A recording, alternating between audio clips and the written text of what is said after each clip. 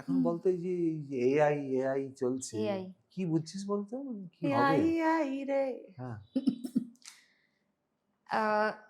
সব থেকে বেশি ইম্প্যাক্টেড আমি যেটা দেখতে পাচ্ছি চোখে, মানে আমি ভালোটাও বলবো খারাপটাও বলবো।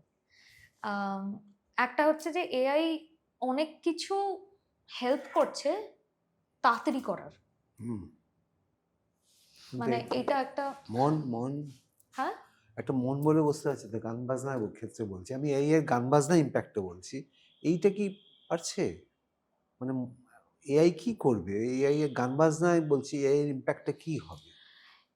ক্রিয়েটিভ, মানে একটা মানে মানুষের মননটা কি নিতে পারবে, আমি তো জানতে চাইছি। লেখালেখি তো হয়ে গেল, ঠিক আছে, ডিপেন্ড করছে যে মানুষের মননটাও যদি শ্যালো হয়ে যায়, যদি ওটাই ওরা শুনতে, মানে শ্যালো হলে এআই এর সুবিধে।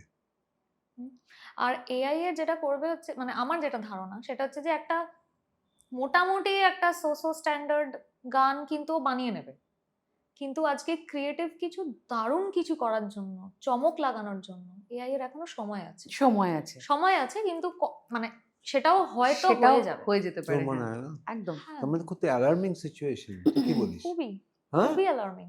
মানে যখন এই সিচুয়েশনটা ক্রিয়েটেড হলো যে মোহাম্মদ রফিকে দিয়ে ভয়েসে একটা নতুন গান, মানে তো আমি এটা মানে আই সি আ ডে সুন যেখানে ওই হলোগ্রাফিক পারফরমেন্সেস হবে। ধরো ফর এক্সাম্পল আমরা যেহেতু পুরোনো গান শুনতে এত ভালোবাসি, হুম।